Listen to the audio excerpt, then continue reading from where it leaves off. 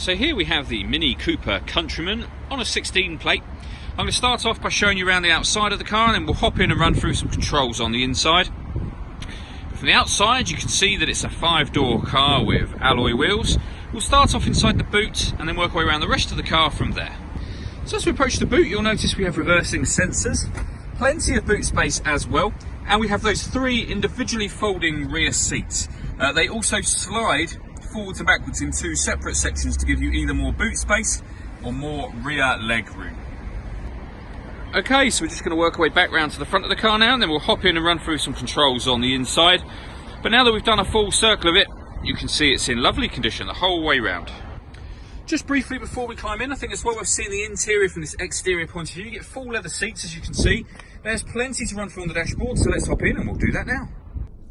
Okay, so now that we're inside the car, we're going to start with the dials. The rev counter consumes the majority of that dial. You can have a speedo just there digitally, as you can see.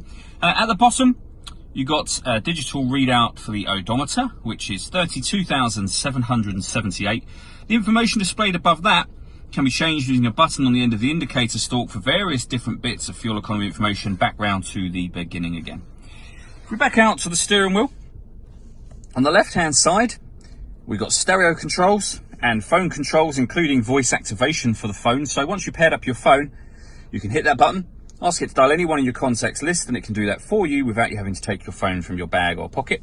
And then on the right hand side we have cruise control. Over in the centre we have the kind of mini entertainment system.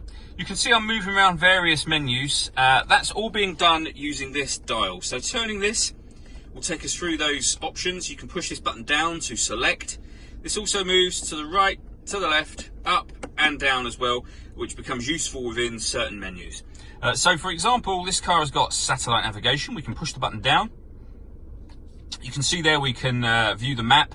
If I want to access this menu to the left, I just jog that dial over to the left and then rotate it round to go through the various options we have over here.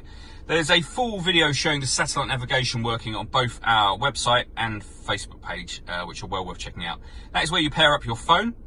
When it comes to the radio, this car has got FM, AM and DAB digital radio, as you can see just there. If you want to listen to your own music, you can do. That'll be under the multimedia heading. So this car's got a CD player, which is accessed just there. Or you can go to external devices, including Bluetooth audio, and it will show you there that we can connect up something via USB, Bluetooth audio, and we've got auxiliary input at the bottom. So plenty of ways to listen to your music. As we work our way down, you can see the CD player and then the climate control. So you can adjust the temperature, the fan speed up and down from here. You can determine where you'd like the air to be distributed. When you're happy with all of those settings, that button will turn the air conditioning on. Or you can hit auto and the car will maintain 23 degrees by taking control of the fan speed itself. Press auto again and you'll go back to whatever setting you had it on previously. Underneath that, we've got a few buttons. So this one turns off the traction control. This turns off the stop and start. So this car's designed to cut out in traffic when it's stationary to save you fuel. You can turn that off from here. That locks the car doors from the outside, as you just heard. This puts the car in sport mode. That will make the power steering firmer and the accelerator pedal will react quicker to what you do, so the whole car just feels that bit sportier. And this is for your front and rear fog lights just here. We then have a 6-speed manual gearbox and the controls that I went through a moment ago for the entertainment screen.